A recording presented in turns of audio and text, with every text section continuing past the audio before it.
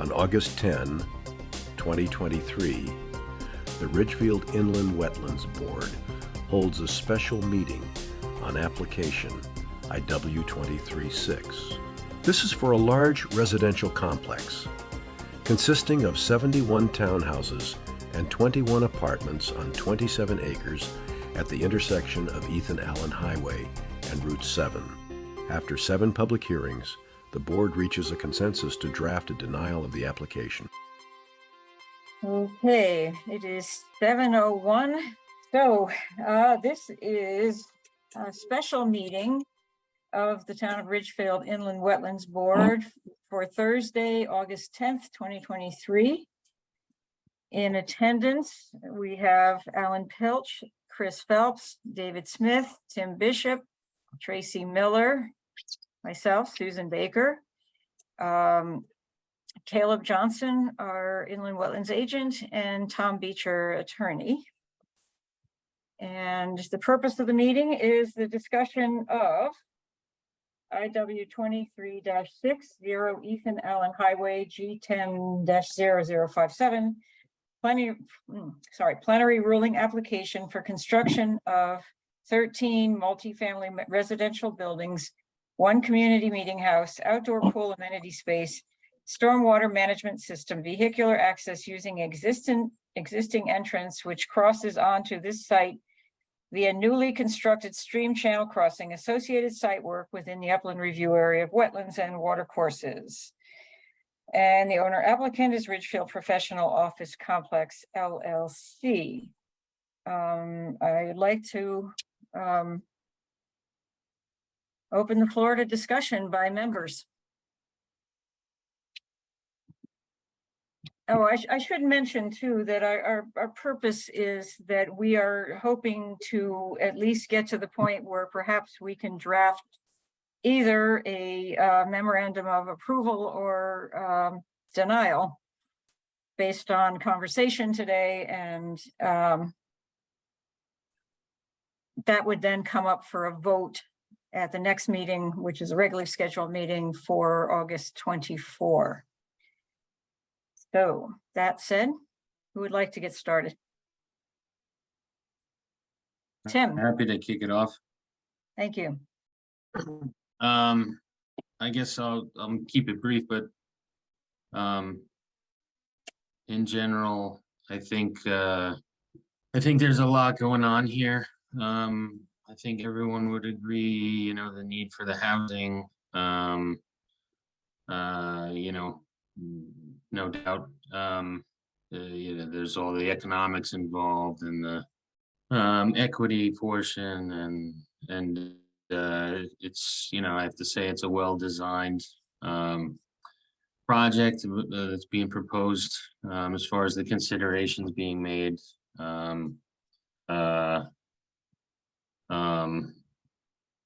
no expense spared type mentality, I think, from the applicant, which is rare, especially on a project this size. I get the sense that they're not cutting corners with anything. They have a big team, making a lot of considerations, making a lot of changes and adaptation and revisions to the project with their experts on their side, from the ecological side, the wetlands, soil side, engineering side. So I think there's a lot of positives here. Native plants, blah, and so on. I also have at the same time some reservations in some of the discussions we've had with the experts the town's retained, and part of me is questioning the fact that regardless of developments occurring of this size in nature on steep slopes, it's not the first time anyone's ever built on a steep slope or occupied, converted 29 acres of forest to a developed area. I just still have some concerns with more so during construction, I think, than the long term. that there would be some adverse impacts to wetlands and watercourses. One, given the steep slopes. Two, with the amount of wetlands and watercourses on pretty much surrounding all sides, I could say, maybe 3 sides out of 4,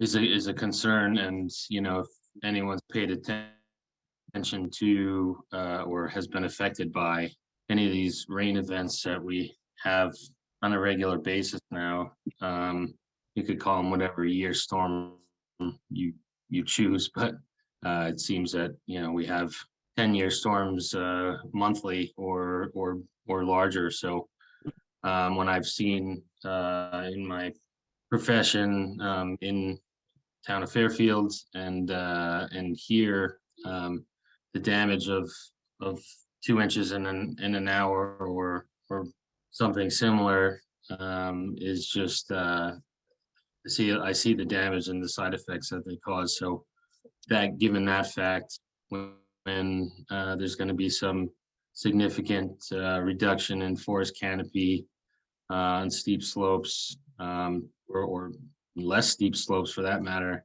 the 29 acres cleared, even if in phases, I have concerns with the fact that it's going to be difficult to control any movement of historically forested topsoil and other sediment into one of those adjacent wetlands or watercourses. So that ends up still being my biggest concern. Super silt fence, 2-3 layers doesn't, it could be a problem. So those are some of the pluses and minuses that I see of the project so far. I'm not really, I guess I'm kind of in the middle as far as my feeling on which way I would vote for approval or denial. So yeah, I think that's kind of my 1,000-foot view from the project right now. I think all of our experts have pointed out, Mr. Pollock especially, have made some good, pointed out some good things. I don't want to say arguments, but points of serious note. But it ultimately, whether you like the project or not, my position is still, is this going to adversely affect wetlands and watercourses? So I also have to point out too that in my mind, decommissioning the wastewater treatment plant is going to be a good thing as far as nutrient loading. I still question how the loss of the 40,000 gallon GPD is going to affect that wetland adversely as well. So is it worse to get less water? Is it worse to remove nitrogen and other nutrients? I don't know, but I think either way there would be some type of adverse effect, better or worse, on the little pond. So I'll stop and let other people talk. Thank you. Okay, and for the record, Carson Fincham joined us at 7:06. So, anyone else like to make an opening statement? Hello? I'm sorry. Or respond, Alan? I guess I'll make a statement on it too, and I guess I'll reiterate too what what was just said by Tim. That I'm concerned too, because our own expert has consistently stated the value of retaining the 100-foot buffer as a natural wooded area, and this project does propose some impacts, some significant impacts, I think, within that 100-foot buffer. I'm not necessarily saying it needs to be a full 100-foot buffer, but I think, I look at the creation of these stormwater management areas in such close proximity to the wetlands as being potentially a problem, where you have stormwater runoff being conveyed I know it's attenuated, but it's in such close proximity that there really is very little buffer between the discharges of these and the actual wetland itself. And that certainly is a concern to me.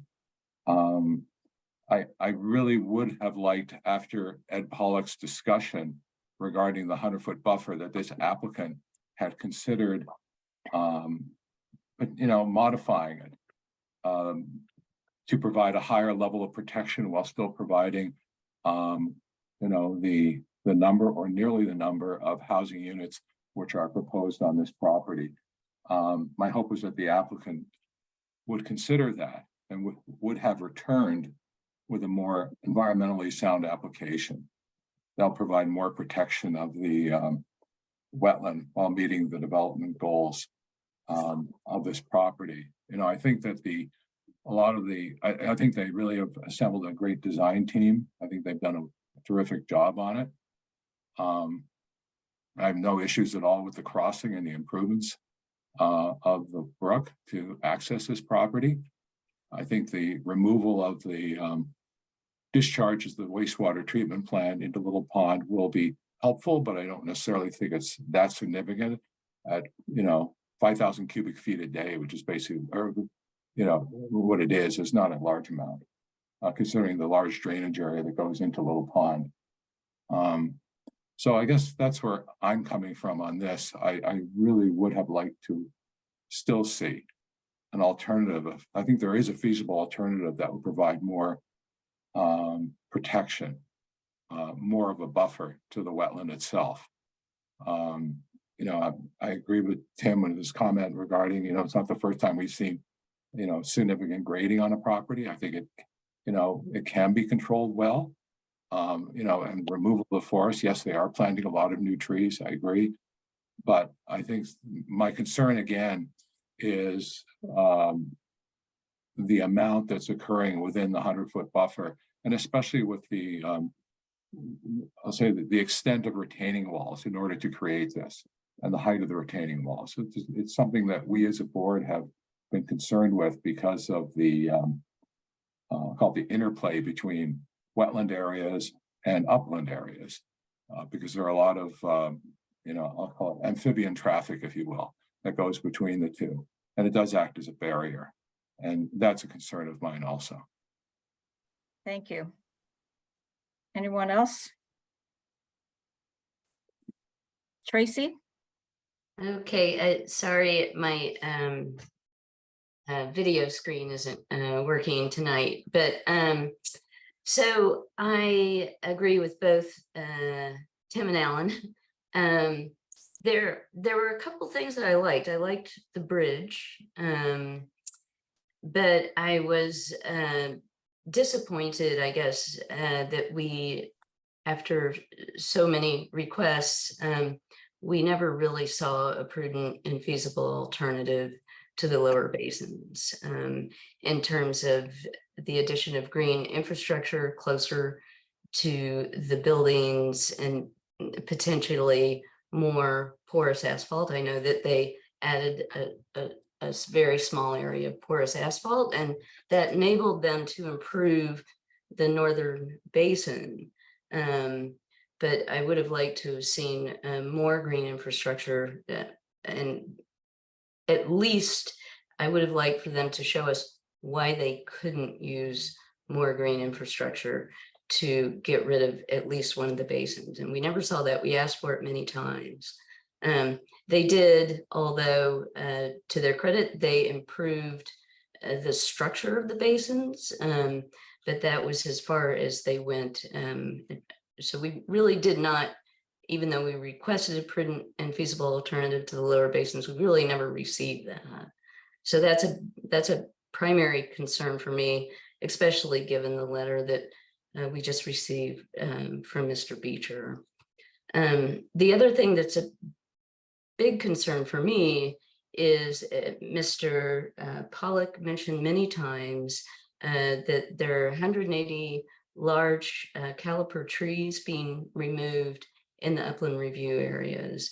And when I look at the planting plan around the northern basin, those trees are being replaced essentially with a few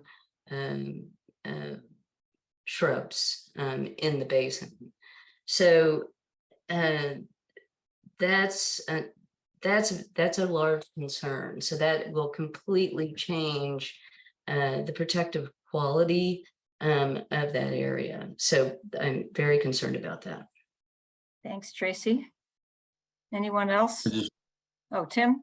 Yeah, I just wanted to build, while it's fresh in my mind, what Tracy just said. I just wanted to go back to that with what Mr. Pollock had said with the study as it relates to rainfall and tree cover, how significant that reduction is and how that affects the understory and specifically ground cover and erosion. That kind of stuck with me. I've always thought of that, but I've never seen any statistical or data or numbers supporting that. So hearing that, I think kind of just put numbers with concept, and I was kind of impressed by that fact. And it gets back to what I had said earlier about, and what Tracy said, we're clearing quite a bit of mature forest. And while there is a huge effort to replace it, it's going to take a long time for those 2-3 inch caliper trees to get to, 50 years old with a canopy that exists now. And that gets back to my original point of my concern with removal of forest on steep slopes and erosion. So just wanted to get back to that. Thank you. Could I just follow up on one? Please, yes. Tim, I think that what Mr. Pollock was saying is that the replacement trees are outside of the upland review area. So I think they're adding 300 trees, but most of those are outside of the upland review area. So that's why I'm particularly concerned about sort of the northeastern side. Yeah, and outside upland review, but also within the disturbance being proposed there. Area of disturbance. Sorry. I think the significant part being in the area of disturbance is the loss of canopy. Right. And I also, to point out too, I think that their effort with invasive removals is notable too, which is always a concern when I permit projects, to have that component. So I appreciate that them looking into that and taking that into opposing that activity. Anyone else at this point? Carson. Thank you, Susan. Yeah, for the record, this is Carson Fincham. I didn't get into it in the applicant or public part of the hearings, but for the record, I have a civil engineering degree from the University of Connecticut with a concentration in environmental, specifically with hydrology and hydraulics. I have not worked in the engineering field as long as Mr. Pilch, and I did come nowhere near his level of expertise. I did design the drainage system for Route 7 through Wilton, and that hasn't seemed to have any flooding since I've done that, so I'm pretty happy with that accomplishment.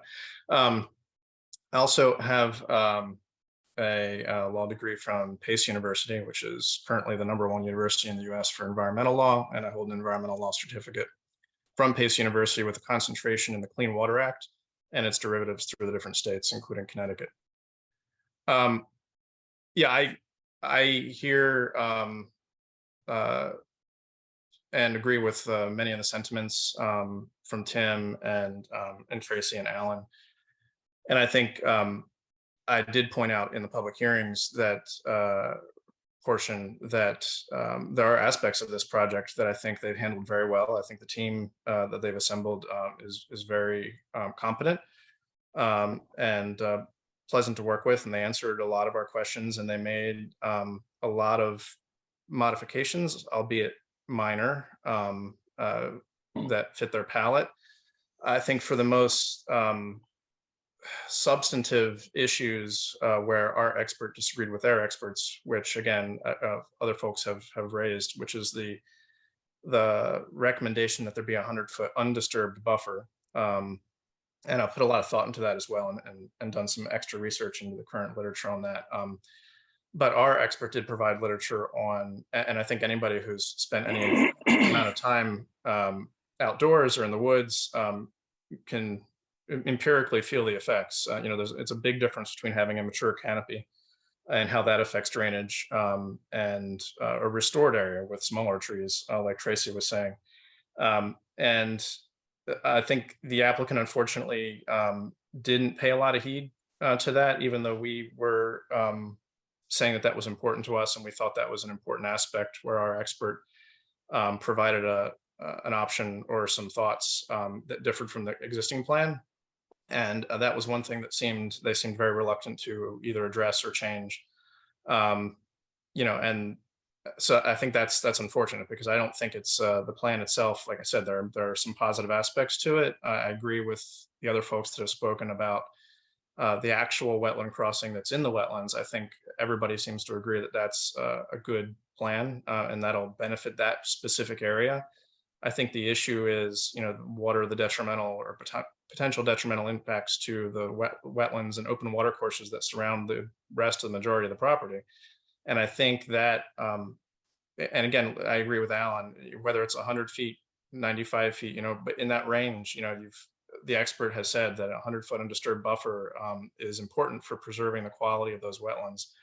And I would agree based on my expertise and my understanding of the site. And the applicant made no move to really change that and pull things out of the buffer more. Substantial clear cutting in the buffer, grading right up to within feet of wetlands. That type of activity, I'm assuming whether it was a homeowner or whether it was a large project like this, we would probably have, at least based on my understanding of how this board has viewed things in the past, big problems with that. And we've expressed those concerns.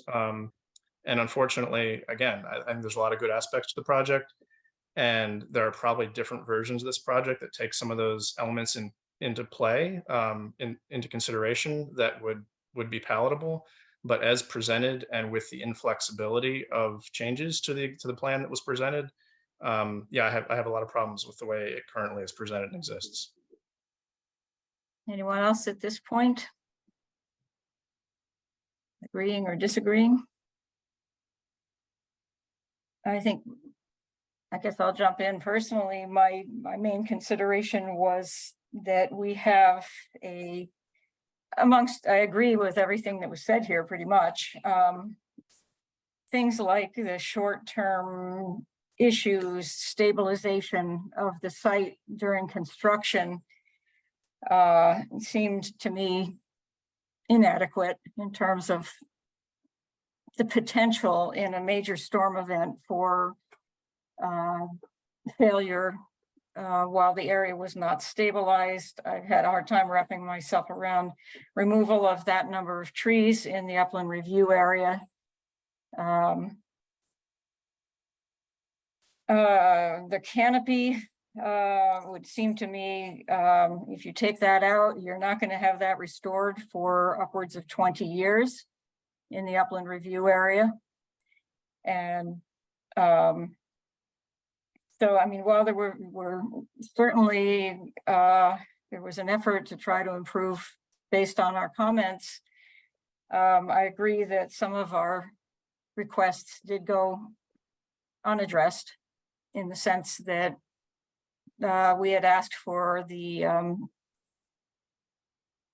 plan that might show the storm basins not in their current location, whether they could be moved, whether treating the water closer to the source that it was generated was possible, and none of those changes seem to be, at least in the applicant's opinion, possible.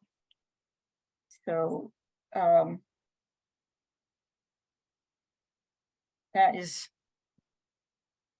my addition. Anyone else here have? Yeah, I guess, I would agree with I thought Tim's overview was very balanced and supplemented by Alan, Tracy, Carson, you, Susan. I guess my question is, if we think that the project, other than the impact on the affected area, was well designed and desirable, what are our options moving forward? Well, if, for example, you were inclined to approve, you could establish conditions of approval. Perhaps we should have our attorney describe that, what our options are at this point in each direction. Well, a couple of things.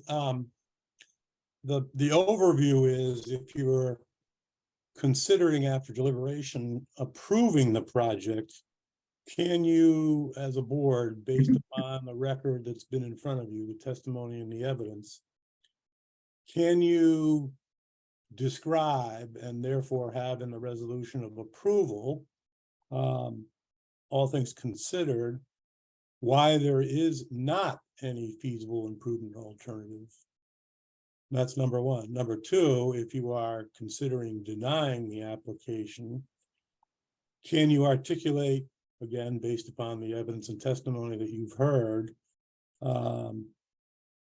why that evidence points you to concluding that there is, in fact, a feasible and prudent alternative to what the final rendition of this project was? And some of you have already sort of articulated in that direction, redesigning the stormwater retention basin, maintaining some more growth within the buffer area, things like that. But I'm just sort of trying to narrow the focus when you get to that point. I'm not saying you're there yet, but when you get to that point, try to articulate it in that kind of a fashion. Back to Susan's point, yes, if you are going to approve the project, you do have the right to both condition the project as well as modify the project. I wouldn't redo the project. It's not your job to be engineers and designers, but I'll just use an example that doesn't even apply. But if you came to the conclusion that a sidewalk ought to be moved back 20 feet away from the wetland, you could do that as a modification in your approval. In terms of the conditions, I think I read where it was proposed that Jim McManus would inspect once a month. You could condition that it be inspected after every heavy rainfall, or that it and also be inspected on a shorter time frame, whether once a week, once every 2 weeks. So those are the kind of things you can do, as you all well know, but I'm here just to reiterate all of these things. Maybe we could drill down a little bit into whether the concern here is more the short-term effects or the long-term effects. I think, Tim, you spoke to that a little bit. Yeah, I think we have to consider both short-term effects being adverse impacts immediately during construction, site work, grading, logging, logging, land clearing. I know that applicant described some phases. That's, I think, in my mind, necessary, and I think they know and understand and anticipate that in their plans. But then, once everything's built and people live there, what are the long-term effects with stormwater management, without that mature forest canopy, with a heavy rain coming down on more pervious surfaces. Those pervious surfaces aren't there right now. What's going to happen to the wetlands and watercourse in Little Pond, in the nearby Norwalk River, with 29 acres that was forest is now pavement, roofs, parked cars, you know, all of that. So those are the two kind of examples of long-term versus short-term potential adverse impacts in my mind. And, you know, the question is has the applicant shown that they're controlling both during the construction and phase as well as the you know, kind of the stormwater management and up and running type long-term phase. Tracy? I guess going back to Mr. Beecher's question is, if we were to approve, we would have to describe why there is not a feasible alternative. And I simply wasn't clear on that issue. I didn't feel like that was clarified during the presentation.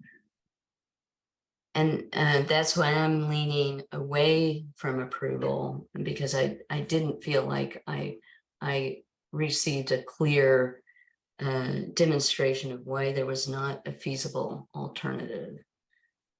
And the other reason is because I'm very concerned about the clear cutting of 180 trees with no replacement in the upland review area.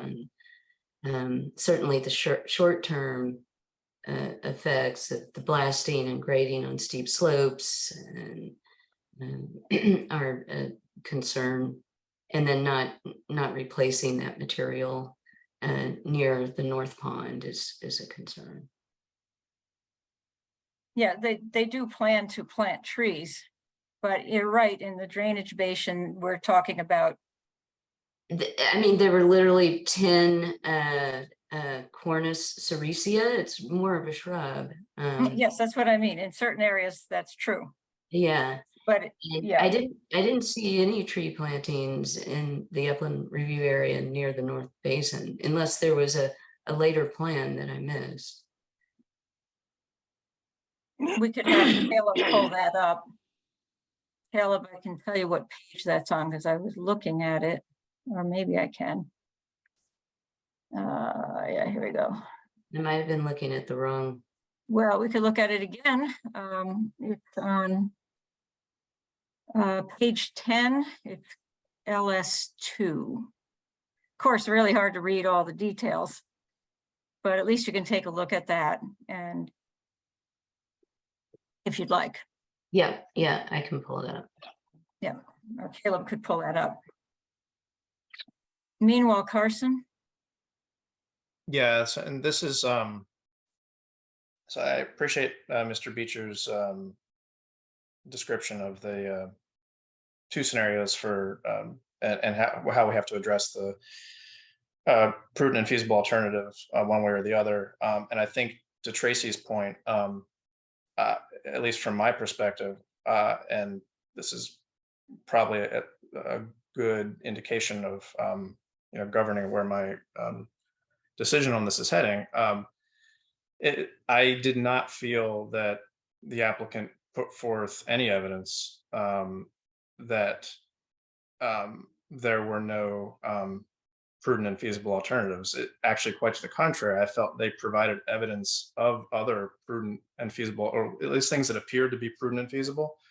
I believe there was even a statement, well, they could build some sort of structure in the middle of the property that's outside of the upland review area and not need, inland wetland approval at all, except for perhaps the crossing. And that may be true. And that seems to me to be strong evidence of a prudent and feasible alternative. I mean, we didn't see any numbers. They didn't say that wouldn't be economically feasible or it would be impossible to engineer, which I doubt. But all the evidence, I mean, I think they showed 4 or 5, maybe even more than that, examples of previous thoughts for the property over the years, most of which were commercial.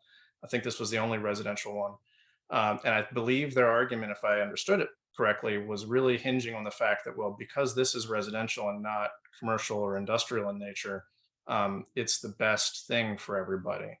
And that was really their only argument towards why this was prudent and feasible and the other ones weren't. And I think perhaps there is some weight in the type of use of the property. I know personally, I think it's a great and noble goal if you're going to have a residential development to have the geothermal or geo exchange systems, solar, any kind of renewables you can put in there that reduce the impact on the grid, on the town. That's what I did when I built my house. I have a geo exchange system. I also understand that proposing a geo exchange system for 92 units may not be very prudent from an economical standpoint. It's not something that's going to make you money, that's for sure. It's more of a labor of love. So I can testify to that personally. But it's a good goal. And so, yeah, it's great to have a residential complex that has renewable energy sources and lesser impact energy sources. That's a great goal. I don't think that outweighs the fact that, you know, if you had an office building there that was pulled much further back from the wetlands and had much more of an undisturbed buffer between these open water courses, major open water courses on 3 sides of the property, you know, that seems to not only be feasible, certainly from an engineering perspective, also as the applicant presented, it's a feasible option. I would assume it's prudent. Like I said, we didn't see any numbers that say, well, there's no way you could be commercially successful with a industrial facility or an office building. I would doubt that as well without seeing evidence to the contrary. So I think there were a lot of other potentially prudent and feasible alternatives that were presented. And I think, again, there's probably some version of this, I'm assuming, that has at least somewhat fewer buildings pulled back further away from the buffer, that might be also prudent. It certainly could be prudent. Whether it's feasible or not, I don't know. You know, how does that change the economics? You know, if they had 70 units instead of 92, is it no longer a feasible project from an economic standpoint? I have no idea. There's no evidence on the record to support any kind of spectrum there. So I think from my perspective, yeah, I did not see any evidence that there are not prudent and feasible alternatives. To the contrary, I think they themselves presented evidence that there are prudent and feasible alternatives. And this project itself being, you know, not miles away from, you know, and not super close to, but I think if you made significant changes to this, you know, I don't think you would need to put 4 units and that make it super tiny. But I think certainly taking into account the undisturbed buffer requirement. And for me, you know, a pollutant to a water course can mean a lot of different things. I mean, anything you throw in there can be a pollutant, depending on whose definition you're using. For me, it's the real hardcore pollutants, the things that are going to come off all these roofs, like Tim said, and cars and asphalt surfaces. That, you know, there's going to be oils and all sorts of other chemicals. And sedimentation removal is great. Turbidity is not good for water courses, but the chemical load is really what I'm most concerned about. And really the only way, without going through a chemical treatment facility like the wastewater plant, the only way to address those chemicals is naturally through more natural open course water flow, the rain gardens, pulling things back away from the wetlands, increasing that buffer so they have a chance to be treated by nature and removed from nature before they get into the wetlands, into the water courses. And that was really, for me, the most impactful issue, was the fact that without that buffer and without pulling things away, that chemical loading that you're going to be putting into the wetlands is severely detrimental in my mind, both in the short term, particularly in the short term when you've taken the canopy away, and it's parts of it are regrowing. But even in the long term, once you restore the canopy, you still have all these pollutant sources right near the wetlands, the basins right adjacent to the wetlands, and there's just not enough treatment and not enough flow over natural surfaces to deal with those chemicals in this project the way it was presented. So for me, yeah, I thought there were other prudent and feasible alternatives. Any other comments? I believe I'm hearing, if I'm hearing correctly, that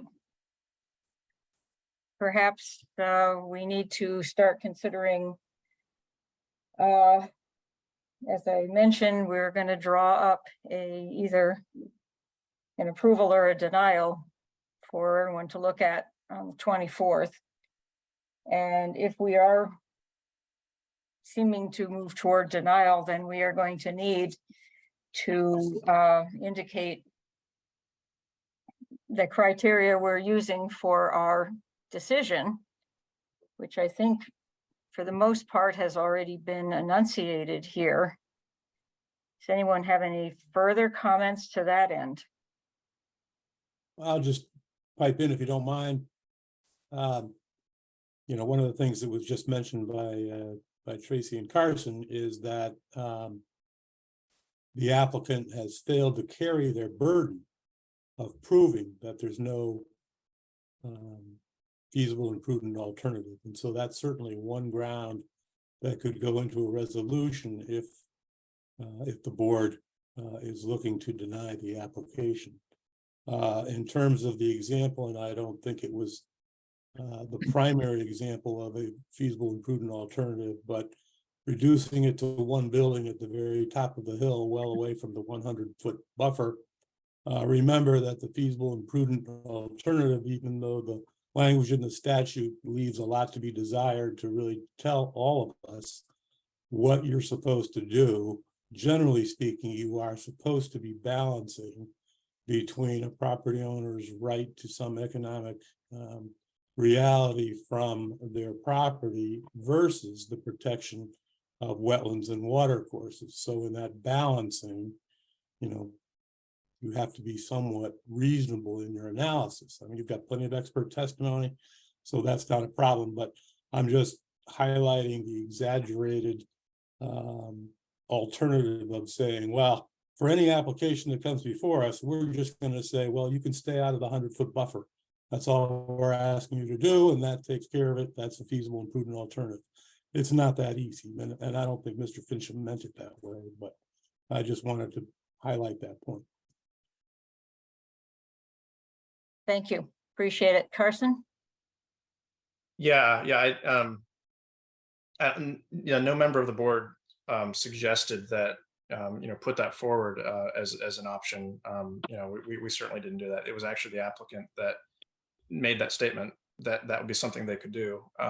So I was just calling that out as an example of, on the spectrum of things that are possible, the applicant themselves indicated that would be something. I mean, they didn't, again, provide any numbers or say that would definitely be something they could do to make money, but seemed like a reasonable use of the property, and they said they could do that, and then they wouldn't need to talk to us.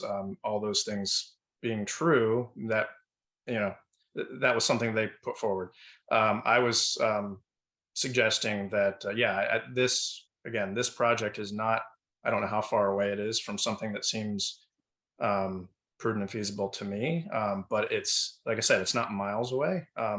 I don't know how many buildings or how many units you would need to tweak or move or edit to make some of these changes that the expert has suggested and that would seem to protect the wetlands.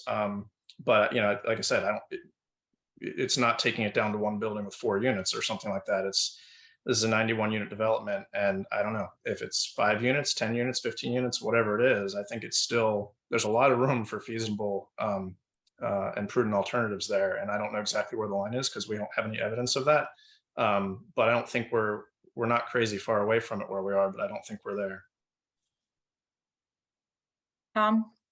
One of the things you mentioned was that the applicant said they could just build outside of the 100-foot upland review area and they wouldn't have to come and see you. That's not an accurate statement of the law.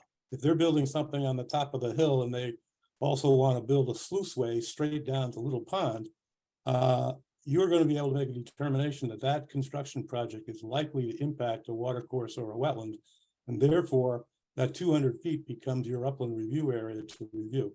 So I'm sure you all know that, but I just wanted to correct the record, at least if the applicant's listening, that in fact is not a true statement. Yeah, I appreciate that, Tom. That was a more nuanced thing that I didn't raise at the time, but I think their intention was just to point out that the review process might be a lot thinner and a lot more easy, and obviously it would be a lot easier. But yeah, it would still not necessarily fall outside of our purview. I appreciate that. You can actually also assign more than 100-foot upland review area if you've got a 16% slope, which on that one side we have. So 100 would almost seem the minimum. Chris. Hi, I'm Chris. Hi, I'm Chris Phelps for the record. And I'd just like to, agree with Carson in terms of his reasoning behind the number of apartments and units that are being proposed.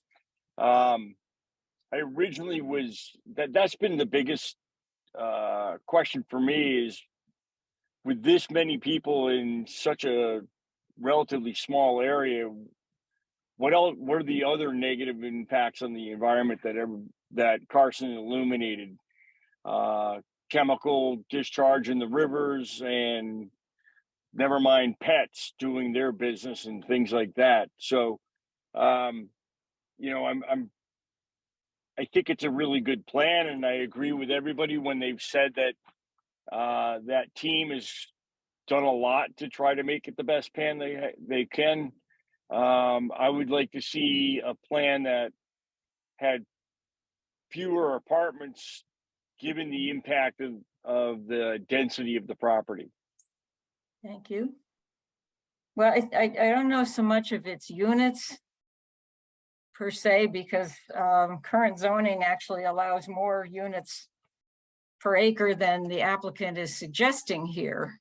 I think it's more of how the lot is situated in terms of encroachments into the upland review area, and so many trees coming down in the upland review area.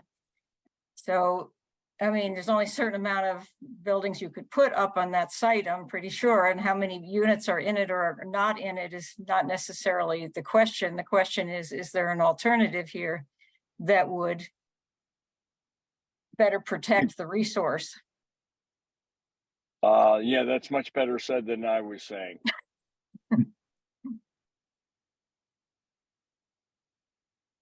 And I know, because I went back and looked at a couple of the recordings, that we did ask for that during the hearings. And all right. Anyone want to speak on the approval side at this point? Drafting of an approval?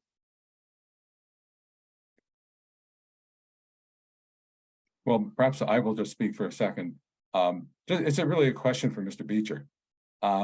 If we were to draft an approval, could one of the conditions be that we require a much more robust planting of trees within that upland review area, which is being impacted, rather than the current plan, which has essentially just a lot of seed mixes? I'm just asking the question.